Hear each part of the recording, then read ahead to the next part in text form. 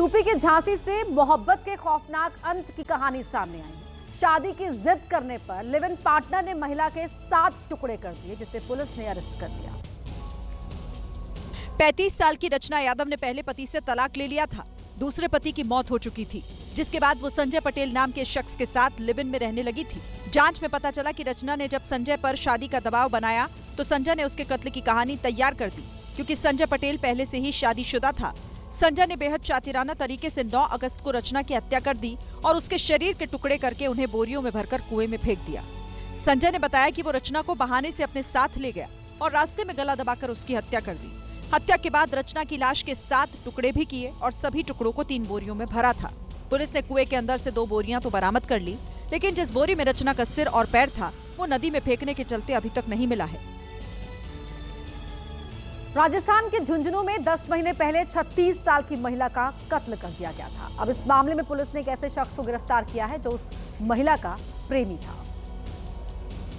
Police ने जयवीर नाम के इस आरोपी को चाय की दुकान से बर्तन धोते हुए गिरफ्तार किया। इस पर 20,000 रुपए का इनाम भी घोषित था। आरोप है कि जयवीर ने 10 महीने पहले 36 साल की महिला की हत्या इस वजह से कर दी थी क्योंकि इसने शादी से इनकार कर दिया था। हत्या के बाद जयवीर कभी गुरुग्राम में क्रेन ऑपरेटर बनकर छिपा रहा तो कभी जयपुर में मजदूरी करता था। पहचान छिपाने के लिए इसने नाम भी बदले, लेकिन इस बार जब पुलिस ने झुंझुनू की चाय की दुकान पर छापा मारा तो ये वहां बर्तन धोते हुए पकड़ा गया। वहीं राजस्थान के भिवाड़ी में सनसनीखेज मामला सामने आया है। यहाँ एक महिला पति की मौत के बाद अपनी बहन के पति के साथ लापता हो गई। पति पत्नी 15 दिन पहले ही संतरा कॉलोनी में किराए के कमरे पर रहने के लिए आए थे। मंगलवार शाम 6 बजे पुलिस को सूचना मिली कि सातलका इलाके के एक कमरे में गुड्डू नाम के युवक का शव पड़ा है।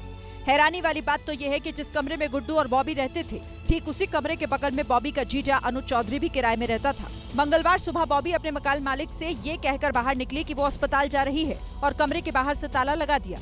बाद में जब कमरे का ताला खुलवाया गया तो गुड्डू की लाश मिली, जिसके शरीर पर गहरे चोट के निशान थे। पुलिस के मुताबिक एफएसएल जांच और पोस्टमार्टम के बाद ही हत्या के कारणों का खुलासा हो सकेगा।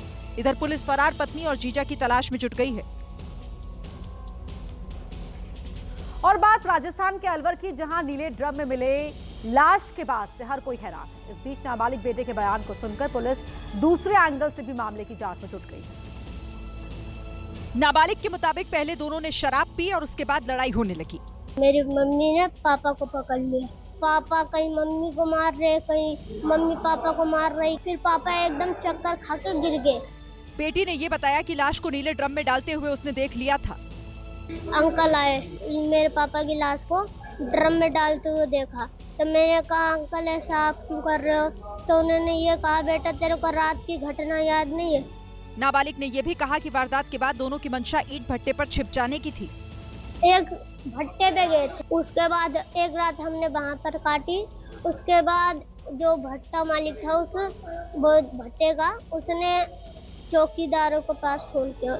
बच्चे की गवाही ने गुनाह की सारी परतें खोलकर रख दी और सच सामने आ गया।